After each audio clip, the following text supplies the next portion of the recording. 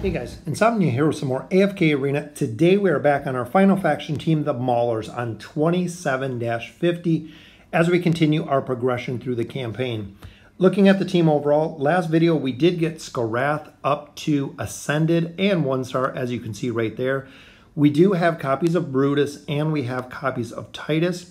Drez I would love to build. I would love to see him. I hear very, very good things with him overall being built. And since we do have copies of Titus, we do have copies of Brutus. Overall, we're just going to go ahead and do summons here, not only to complete some of the heroes that we have at 4 stars or a little bit lower, but also pull a lot of food. We're going to save right now our desired summons, probably for Drez at this point. But if we get a couple more copies of Satrana, we might go that route as well, depending on the copies we pull. So let's go ahead, we'll get into the summons here. So out of the bag, we do have quite a few elite hero soulstones. So 7 here. Hopefully we can pull a couple Maulers, which we do get to look at that. Taylene off the bat. We got an Inoki, which is good. A Tassie good. Oscar good. Isolde good. Torn, not so much. Morella. So overall, a very solid pull. Starting off with Taylene. Very nice. On the faction accounts, we're building Taylene. So getting a free copy like that will definitely help. Here we have 37 rare heroes. Again, trying to build the Mauler team here. So let's see, I believe that is a copy of Taylene. So here we have Isolde, Torn, Inoki, and Taylene. So we have another copy there. So we can actually take Taylene up a little bit higher. There we have Inoki adding another star, taking him to 3 stars. He already has a plus 30 signature item. Taylene as well going to Legendary Plus right there. Very, very good start overall to this team.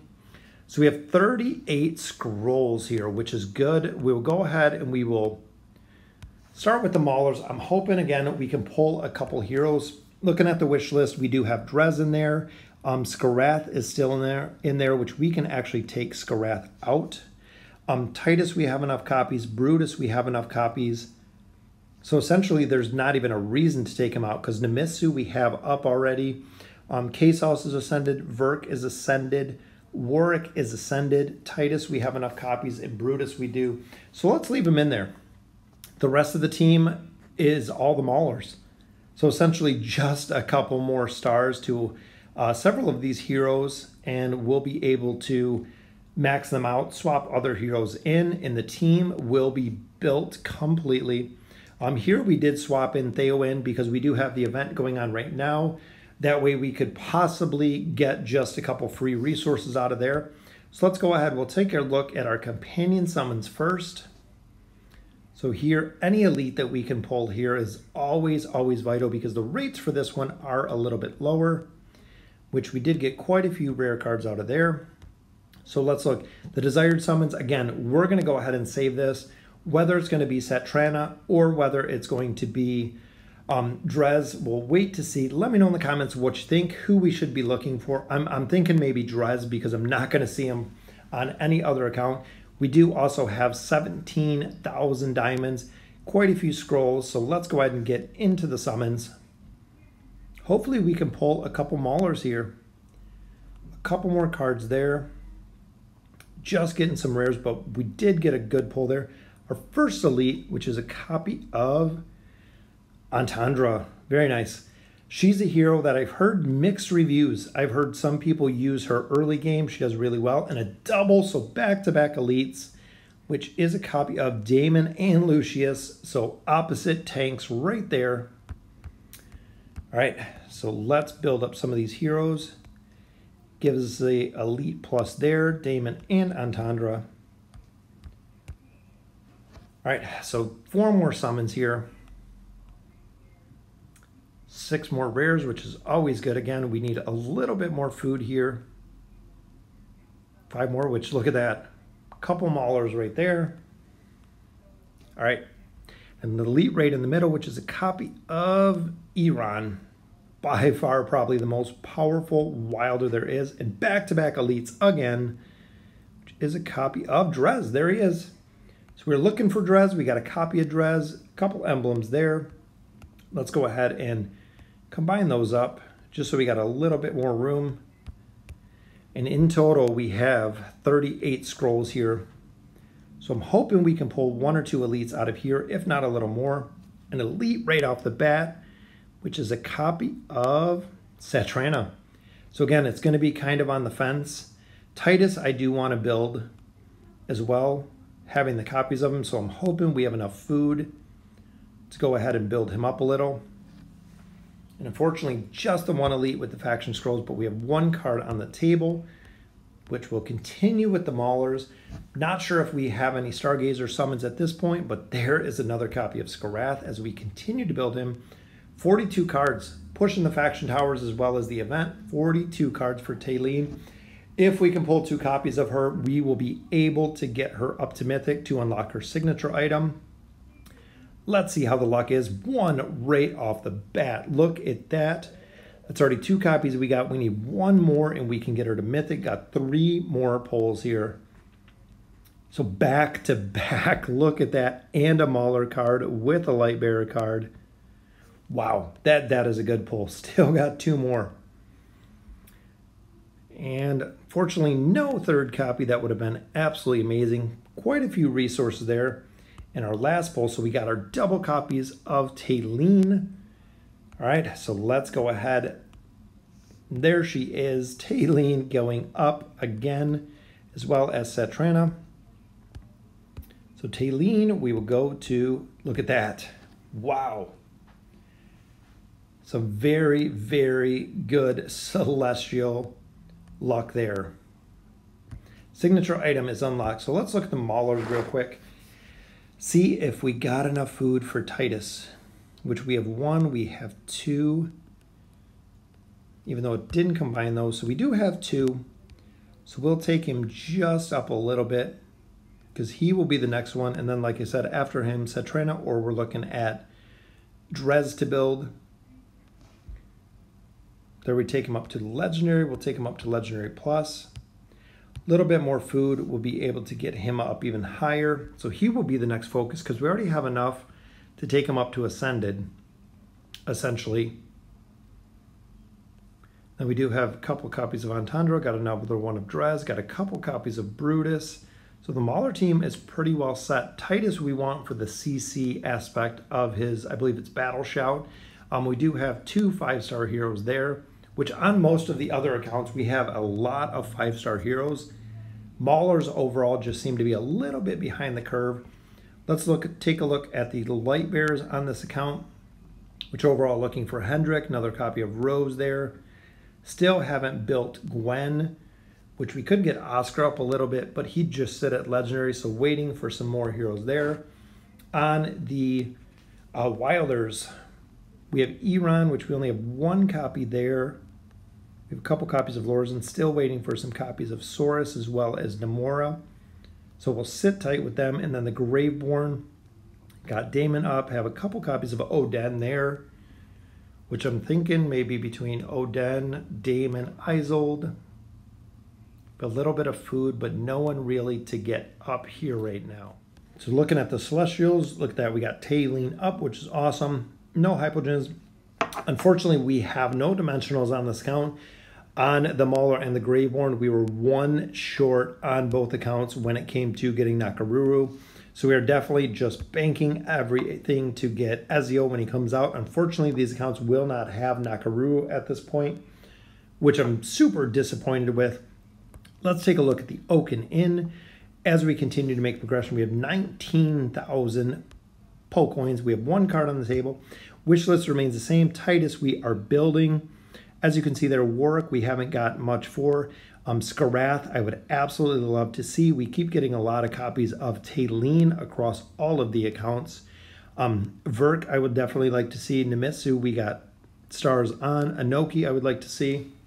So hopefully we can pull some Skarath pieces. It is what I'm really hoping here to continue to build up. And there's our Red Little Twinkle, which is a copy for Skarath. Very nice. So between those 2 and another Red Little Twinkle, so back to back, which is Titus. Wish he was up to Ascended, but we still got a little bit before we can get him up. But that would be enough to give us Skarath at a 3-piece bonus, with the pieces we just had. Another red little twinkle there, which gives us another piece for Scrag. All right, so 2 cards there, almost another red one. So we'll go and we'll look at Scrag. We'll add in his second. Let's check out what his 3-piece does. All allied heroes within the enemy half of the battlefield have their attack rating increased by 20% and also receive 25% less damage from enemy attacks. Wow, that is really powerful because remember, he drives right to the enemy half of the battlefield. Also with that, Inoki drives right to the enemy side of the battlefield with his ultimate ability, which is very powerful. 9-set bonus, allied heroes recover 100% energy points after every 3 seconds in the enemy half of the battlefield. That's absolutely insane as well. So not only would they get attack rating up, receive 25% less damage from enemies' attacks, allied heroes would recover 100 energy points after every 3 seconds. Which essentially, if you pushed everyone to the back, especially if you had heroes that win on the enemy side, that would be super, super powerful. Let's go up here and we will take a look at Skarath, which is towards the top. So his bonus, which we got another piece. At the beginning of battles, enemies positioned at the top and bottom positions of the enemy formation's backline are pulled closer towards the center backline enemy heroes by a desert vortex. So very, very strong. His 9-piece, when sandstorm weather conditions are occurring, allies that have their wind behind them have their movement speed increased by 150. Enemies that are fighting against the direction of the wind have their movement speed decreased. So very, very powerful there. So let's go ahead and we will get another piece for Skarath. So we gave him his 2-set there. We're going to go ahead and we're going to get his 3-set with the card that we have here. So we'll go Maulers. We will go with Skarath. Hopefully it is a new piece, which it looks like a stack of books there. All right, so let's add that to his room. There we go. That is his 3-piece, which is very, very cool. So enemies at the top and the bottom will, so literally everyone's just going to go to the middle of the battle, essentially. So add a little bit more haste there. We'll swap out some of these heroes. Nemitsu, we already have a 3-set. So putting his health up quite a bit there. Vurk, we already have his 3-set as well. Adding a little bit more crit. I believe that is about everybody through here. K-Sauce. Don't really use very much, but tenacity going up a little bit, which will conclude it for our furniture. So overall, we don't have anything to get up any more signature items. We're focusing on Skarath at this point. We might have just enough to get 1. Brings him to level 24, which is awesome. It'll add a little bit more dodge there, so a little bit more attack. But overall, looking at the team, Safiya has her 3-set, Nemitsu has the 3-set, Vurk has the 3-set, Skarath has the 3-set. So we are making a lot of progression in this account. Very, very nice. Level 297 already. Just almost breaking the 300 threshold as we continue in 27-50. So we'll go ahead and we will continue progression through the campaign. So we got all the heroes all leveled up, all geared out, ready to go. We're going to go with our common team here. I'm dropping in Skarath though for Nemitsu. Let's see if we can make this work.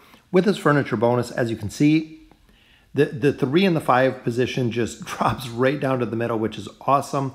Even though Scrag died a little bit early on that one, everybody is grouped up right in the middle exactly like we want to. This is going to be close. It is. Boom, a double kill. Look at that. We're going to get the win, which we did. Victory. Killed everyone on the board. 20 million damage there from Safiya. So absolutely crazy in 27-50. Bring us to 27-51. Lately, we've had survivability issues with Inoki. As you can see, there is completely wiped out. Even Scrag is taking a lot of damage as we continue to build this team. And it's going to be close, but look at that. The crowd control right there just drew them completely back. So if you've seen, Brutus and Naru was actually coming right up on Skarath, and he pulled them back with the Vortex. 22.24 million damage there from Safiya. So the CC aspect, the crowd control aspect there, was for the win. This one we're going to drop in Nemitsu. Remember, we have his plus 30 signature item. So our totems are up, which is phenomenal. If you look right in the middle, the totem is still alive. There, it just fell over. Also, we do have his 3-set furniture bonus, meaning that if the totems take damage, when he ults, he will heal totems as well, which is very, very powerful. 17 million damage there, 13 million from Vurk. The combination of Vurk and Safiya is very, very powerful. Nemitsu, of course, there for support, keeping the tanks alive. One thing that I've noticed is just the overall survivability. Like I said, with Inoki, he dies pretty easy. He dies relatively easy. It's kind of a hybrid tank. So having Nemitsu in the back to actually keep him up helps a lot. So even here, 12 million, 16 million. So there, Vurk took #1 when it came to damage. And look at the team here. So we have 4 of our 5 heroes maxed out plus 30 signature items. A majority of our team does have furniture as well at this point. So it is very, very cool to see just a decked out Mauler team, which I'm not even remotely close to a team of this magnitude. Even on my main account, I don't have anyone 5 stars or even close. Here, 30 million damage from Safiya, which is absolutely devastating in the campaign. 27-55, again, we have our totems up right in the middle. Remember, Inoki is shielding the totems as well. I can see the combination that I want to run with this, or that I think would work really, really well, is either swapping in Drez to this lineup for a little more damage, or popping in with Titus is essentially what I want to build. I would love to see Titus in this formation to provide another crowd control for the heroes. So looking at the damage here, 15.4, so a lot of damage there from Vurk, very minimal from Safiya on that one because she was crowd controlled. There we have our Spectral Disruption up, which is awesome. All 4 of Safiya's abilities are very, very powerful. Vurk running up and down. As long as he does not get stunned, he can do a ton of damage, just like we've seen there. It's going to be a close one on this one. We have Shamira. It looks like Scrag is down there trying to take Shamira out. We got totems up all over trying to keep us healed. There's the double heal from Nemitsu. We still got plenty of time, 45 seconds left. We should be able to get Shamira down, which, boom, there we go. Maulers are getting lucky with these stages here.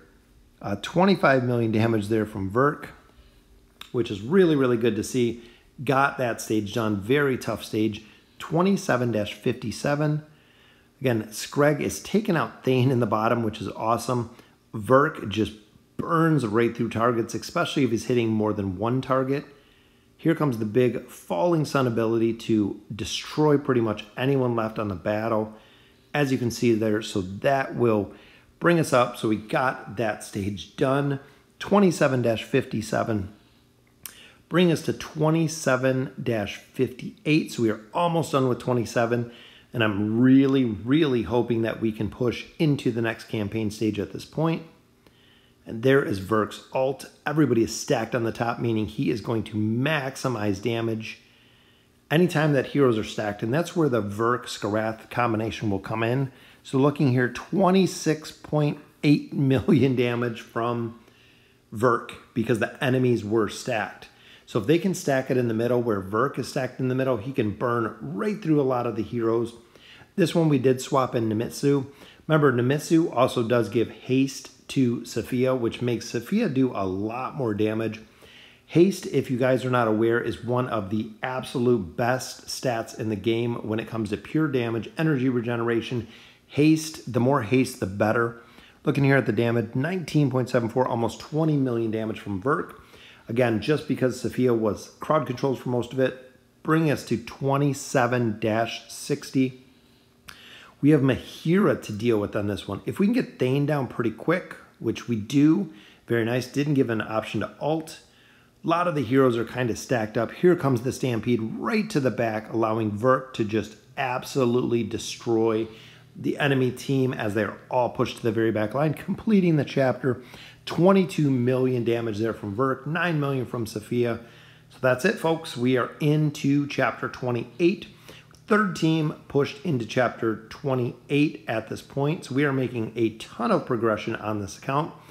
Loving the progression, loving the stages. 28-1. Still going to stick with the same team. There's the Poison Vial. Got a lot of energy coming through on Vurk. And I love his little animation. Remember also is that if any of the heroes, just like Skarath, attempted to come to our side, to the allied side, stepped on a trap, got his stun, and they were able to kill him while he was stunned. 15 million damage there from Safiya, 8 million from Vurk, bringing us to 28-2 Athalia stages. Very, very tough to deal with, but remember, with the Spectral Disruption, Athalia gets a big, big nerf to her overall attack rating. Stampede just pushed her all the way to the back. Perfect, perfect crowd control. Also, with Vurk's traps, here 21 million damage from Athalia. With Vurk's traps, if Athalia comes on the enemy side, Cecilia comes on the enemy side, any of the heroes coming to the enemy side, again, they will be stunned for 5 seconds with those traps, which is ideal because that just provides a big CC aspect.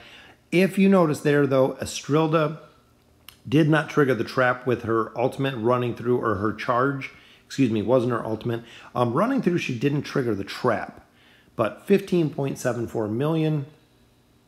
Bring us to 28-4. So our first boss stage here, dealing with Iran. And I'm really hoping, there we go, Scrag can burn Iran down pretty quick, especially because of his knock up. We pop Skarath back into this one. Skarath is so powerful with his ability to crowd control, keeping everyone together, doing a significant amount of damage. As you can see, they're 5 million, but the crowd control aspect was awesome, especially bringing in the 3rd and the 5th position. Zooms them right to the middle. So now everybody is stacked for Vurk, and Vurk is just destroying them with this crossbow, which is very cool to see. Keeping everyone stacked for Safiya, stacked for Vurk. Vurk doesn't even have to run anywhere, and he is just destroying the line, as you've seen there. 11 and 12 million damage. So at this point, Skarath is just really just CC to get everyone grouped up. So this stage, we swap back to Nemitsu. Behind the scenes, I'm going through, we're swapping signature item, or excuse me, we're swapping gear, we're swapping artifacts. All of the heroes you are seeing here are completely geared out. Even though I don't go through and show all the swaps, just because the videos would take a long time. See, and that is one of the biggest problems with Vurk. If you did not see right there, he started to ult. He got interrupted from the ult, so he quit ulting. He only got off like 2 bolts there, still did 17 million damage, but he only got to shoot essentially 2 bolts out of his ult, which is devastating with the interruption. If he can run the full course, he will do a ton of damage, and here he goes. He's going to the top first, all the way to the bottom, the top, all the way to the bottom again, so that results in a lot of damage. The less he has to move, the more he can focus down fire. 18 million damage there, 16 million from Safiya, bringing us to 28-8. And Vurk is in the back, I think actually shooting enemy totems. Finally got the totems down, so there is the ult. This one is going to be really close. We still do have our back line, and Vurk just pummeled everyone. Wow, Vurk with 5 kills there, just absolutely decimated the enemy side. Let's check out the damage on this one. 35 million damage from Vurk. Just destroys teams if he can ult to his fullest capacity. Got some good totems up here. Safiya's in the back, or excuse me, Sylvana's in the back. If you see her right there on Nemitsu, with the totems, with the Spectral Disruption, I don't even worry about her. She can sit and attack Nemitsu. She is not going to kill Nemitsu in the back. Even at this level, because of that Spectral Disruption staying up an extra 15 seconds with the furniture bonus, can't do anything. If you see her right in the bottom, she can't even really damage him in the bottom. And he's just sitting there attacking her, which is funny. Not only with the trap, so when she pops over, she pops the trap right in the bottom, so she gets a stun, buying us 5 seconds there. But let's look at the damage on this one. So overall, almost 29 million damage from Vurk, which is just absolute crazy, the amount of damage he can do. Now providing the CC aspect with the poison traps, it just is a huge added bonus, especially when one of my heroes go down, such as Inoki. If Inoki goes down and the enemy comes to our side, stepping in traps, triggering those out, getting a 5-second stun is more than enough time for Vurk or for Safiya to just absolutely destroy the team. Even here, fully healed, just waiting for Thorn to go down on that one. Let's look at the damage on this one really quick, which is at 23.5 million damage there from Vurk. Absolutely destroying the damage stage after stage after stage. This one's going to be a tough combination because you have Isabella, who can kill people relatively quick, and Shamira. Shamira, if she ults majority of the time, that is absolute devastation for your team. We also do have Grez, so they do have the faction bonus as well. Aziz will keep us from ulting, and Almas will keep a majority of the heroes up due to the healing capacity. So we're going to go ahead and run this a couple more times. As you can see, we're getting absolutely destroyed here by this team. We're not even getting a hero down at this point. We need more than enough damage to run over Grez so we can actually kill him before he starts scaling, which Inoki's not providing. Even overall with Vurk doing a little bit of damage, but Inoki is dropping in a second, giving Shamira more than enough energy to go ahead and ult, in turn destroying the entire team. So we tried this out a lot of times. Skarath did not work, unfortunately. I tried Warwick a lot of different times in here. We went back to this regular formation again. Even there, Vurk just goes down really easy. Once we get a couple of our heroes down or a couple of the minions up, very tough to go ahead and win this one. So this will do it for the Maulers 28-12. We ran it about 50 times with a bunch of different team comps. Tried out K-Sauce. We tried out Inoki. We tried out Warwick. We tried out Skarath. Still no success with this team getting past it. But we are into Chapter 28. That is 3 teams into Chapter 28. So let me know in the comments what you guys think below. And as always, thank you guys for watching.